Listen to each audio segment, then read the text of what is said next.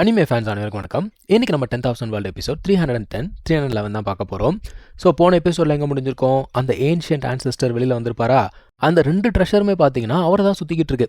அவர் என்ன சொல்கிறாரு, என்னோட காலம் முடிஞ்சு போச்சு, இதுக்கு மேலே என்னோட டிசெண்டண்ட்டுக்கு உதவி செய் அப்படின்னு சொல்லிட்டு போயிட்டாரு. இப்போ அந்த 2 ட்ரெஷரும் என்ன பண்ணுதுன்னா இவங்க கிட்ட பறந்து வருதுப்பா. லின்ஃபங் என்ன சொல்கிறான், உங்கள் ஆன்செஸ்டருடைய அந்த நம்பிக்கையை நீங்கள் ஏமாத்திடக்கூடாதுன்னு சொல்லிட்டு அந்த 2 ட்ரெஷரையுமே இவங்க கிட்ட கொடுத்துட்றான்ப்பா. நம்ம ஷாவுத்தியனுக்கு பயங்கர சந்தோஷங்க, அடடா என்கிட்டயுமே ஒரு ட்ரூ கார்டு ஆர்டிஃபேக்ட் வந்துடுச்சே அப்படின்னு சொல்லிட்டு பயங்கர சந்தோஷமா இருக்கு. ஆனால் லின்ஃபங் என்ன சொல்கிறான், சரி சரி இதெல்லாம் விட்டுருங்க, சீக்கிரமாக ப்ராக்டிஸ் பண்ணுற வேலையை பாருங்க, எனக்கு தெரிஞ்ச ஒரு மிகப்பெரிய ஆபத்து நம்மளை நோக்கி வந்துகிட்டு இருக்கு அப்படிங்கிறான்.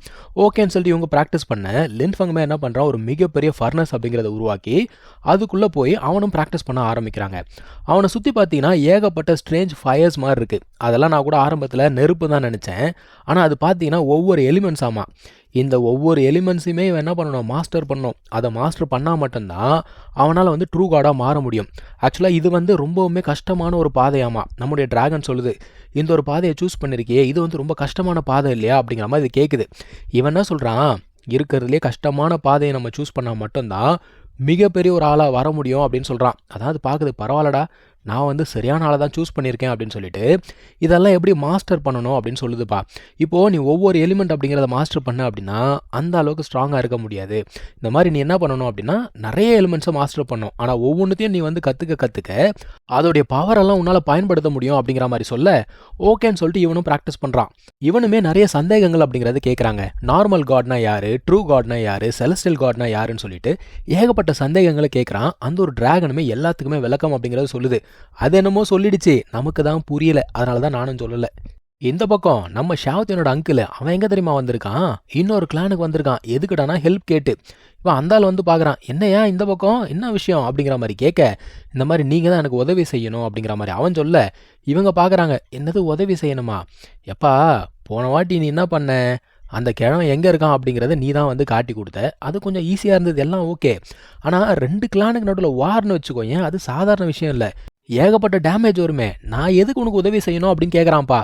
இவன் என்ன தெரியுமா சொல்கிறான், எல்லாமே சக்ஸஸ் ஆனதுக்கப்புறம் என்னோட கிளான் உங்களுக்காக வேலை செய்யும் அப்படிங்கிறான். அதாவது லிட்டரலாக நான் உங்களுக்கு அடிமை அப்படின்னு சொல்கிறான்.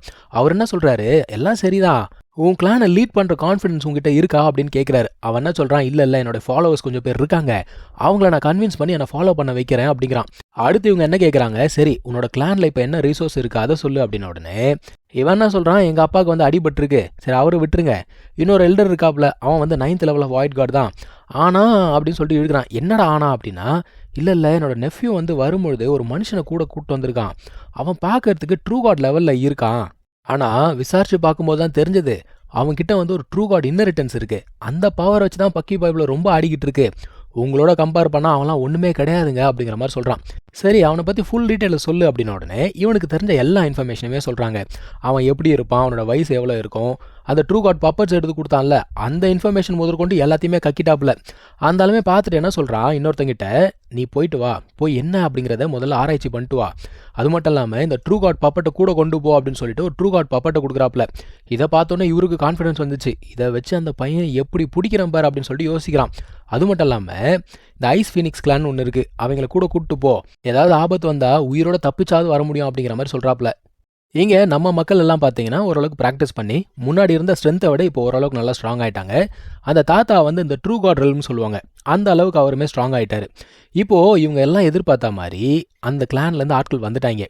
அதான் இவர் சொல்கிறாரு, 2 கிளானில் இருக்கவங்களை கூப்பிட்டுக்கிட்டு தம்பி வந்திருக்கான் அப்படிங்கிற மாதிரி சொல்கிறாரு. இதெல்லாம் எதிர்பார்த்தது தானே, வாங்க போவோம் அப்படின்னு சொல்லிட்டு லின்ஃபங் கூப்பிட்டு போகிறான். இந்த மனுஷன் பார்க்குறாரு, என்னடா கொஞ்ச நாள்லேயே இவன் இன்னும் அதிகமாக ஸ்ட்ராங் ஆகிட்டானே அப்படின்னு சொல்லிட்டு பார்த்துக்கிட்டு இருக்காரு.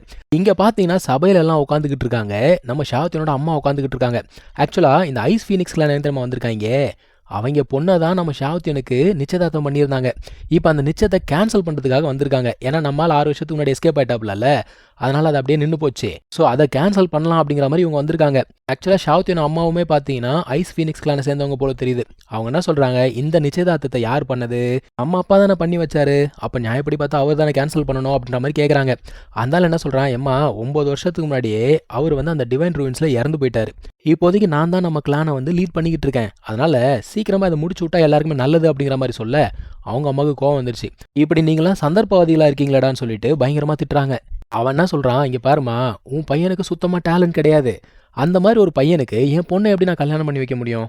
என்னோட பொண்ணுக்கு எவ்வளோ டேலண்ட் இருக்கு தெரியுமா அப்படின்னு சொல்லிட்டு அவன் சொல்ல, இப்போ கரெக்டாக நம்ம ஆட்களோட என்ட்ரி. இவங்க அப்படியே நடந்து போய் உட்காரும் போது லின்ஃபங்கையும் அந்த பறவையும் எல்லாருமே பார்க்குறாங்க. நம்ம ஆள் தான் இன்னும் டிரான்ஸ்ஃபார்மே ஆகல, அதுவே அவங்க கண்ணை உறுத்திக்கிட்டு தான் இருக்கு.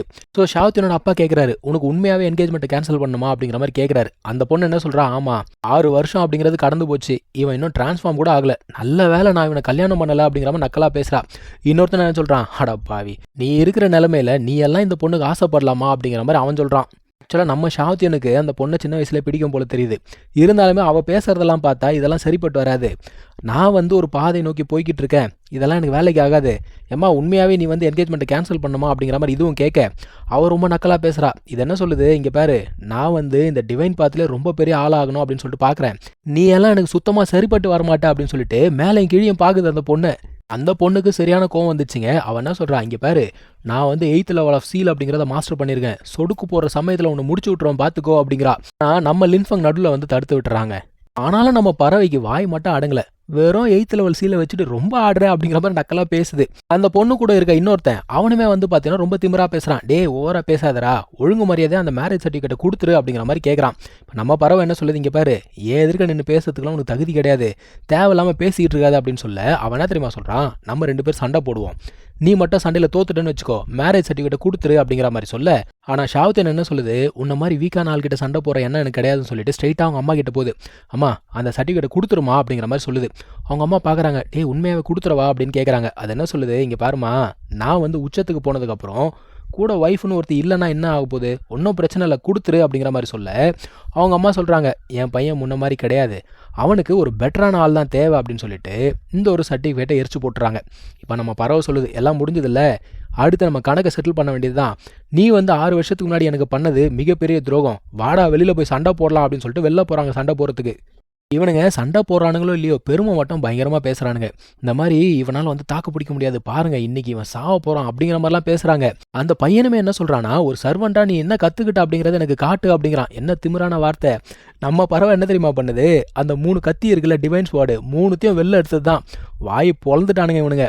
அப்போ கூட ஒருத்தர் என்ன சொல்கிறான்னா, இவ்வளோ கத்தி வச்சு என்ன பிரயோஜனம், அதை ஹேண்டில் பண்ணுறதுக்கு பவர் வேணும்ல அப்படிங்கிற மாதிரி சொல்கிறானுங்க. இருந்தாலும் லின்ஃபங்லாம் ஒன்றும் பெருசாக கண்டுக்கல. இப்போ சண்டை ஆரம்பித்த உடனே அவன் அட்டாக் பண்ணுறான். நம்ம பறவை ரொம்ப ஈஸியாகவே சிறப்பாக சம்பவம் பண்ணி விட்டுதுங்க. ஆப்பனண்ட் என்ன பண்ணுறான், இப்போ அடுத்த அட்டாக்கு பவர் அப் பண்ணுறான். உடனே சுற்றி இருக்கவங்களாம் மறுபடியும் பெருமை பேச ஆரம்பிக்கிறாங்க. இன்றைக்கி செத்தான் இவன், அந்த அட்டாக்கெல்லாம் தடுக்கவே முடியாது அப்படி இப்படின்னு பேசுகிறாங்க. நம்ம பறவை பார்க்குது, பார்க்க நல்லா தான் இருக்குது, ஆனால் இதெல்லாம் வேலைக்கு ஆகாதுன்னு சொல்லிட்டு அதோடைய 3 ஸ்வாடையும் கம்பைன் பண்ணி இந்த ஹெவன் அண்ட் எர்த் எனர்ஜி அப்படின்னு சொல்லுவாங்க, எல்லாத்தையுமே கம்பைன் பண்ணி மிகப்பெரிய ஸ்வாடை உருவாகுது. இவங்கெல்லாம் அரண்டு போகிறாங்க, இவன் எப்பறம் இதெல்லாம் பண்ணுறான் அப்படிங்கிற மாதிரி பார்க்குறாங்க. வச்சு அடித்தது தான், அவன் டிஃபீட் ஆனது மட்டும் இல்லாமல் தூரமாக போய் விழுந்துருவானா. விழுறதுக்கு முன்னாடி என்ன பண்ணுறான்னா, ஒரு ஃபெதர் அப்படிங்கிறத வச்சு நம்ம பறவையும் அட்டாக் பண்ணுறான். இப்போது அவங்க அம்மா பதறி அடித்து போய் இந்த ஒரு பறவையை வந்து பிடிச்சிக்கிறாங்க. ஆனாலுமே அவன் என்ன தெரியுமா சொல்கிறான், இல்லை எனக்கு பெருசாக அடி கிடையாது, என்னை விட அவனுக்கு தான் பயங்கர அடி அப்படிங்கிற மாதிரி சொல்கிறான். ஆனால் உண்மையை சொல்லணும்னா நம்ம பறவைக்கு சுத்தமாக அடிபடலைங்க. என்னடா அடிபட்டுச்சு நினச்சியா, எனக்கு ஒன்றுமே ஆகலடா அப்படிங்குது, ஸ்க்ராட்ச் கூட விழலை. ஏன்டா அவனுக்கு ஒன்றுமே ஆகலை அப்படின்னு கேட்டால், நம்ம பறவை கிட்ட தான் வந்து கோல்டன் பாடி இருக்குல்ல, டிவைன் வெப்பன்ஸ் கூட என்ன ஒன்றும் பண்ண முடியாதுடா. இங்கே பாரு, நான் என்னோட ஃபுல் ஸ்ட்ரென்த்தை கூட இன்னும் பயன்படுத்தலை, வா வா சண்டை போடலாம் அப்படின்னு கூப்பிடுது. அவன் பொத்துன்னு மயக்கம் போட்டு விழுந்துட்டாங்க. யாரா அவன் மயக்கம் போட்டு விழுந்துட்டான்னு சொல்லிட்டு மறுபடியும் நக்கலாக பேசுது. இப்போது இன்னொருத்தர் இருந்தான்ல, அவன் வந்து பேச ஆரம்பிக்கிறான். அவன் என்ன சொல்கிறான், டேய் உன் பையன் வந்து இங்கே மர்டர் பண்ணுவான், நீ வந்து அமைதியாக பார்த்துக்கிட்டு இருப்பியா, இதுக்கு நீ எக்ஸ்ப்ளனேஷன் கொடுக்கல, இந்த இடத்தையே தரமட்டமாக்கிடுவேண்டா அப்படிங்கிறான். ஸோ இங்கே தான் இந்த எபிசோட் முடியுதுங்க. நம்ம அடுத்த எபிசோடில் மீட் பண்ணலாம். தேங்க்யூ ஸோ மச் ஃபார் வாட்சிங். Take care. பை.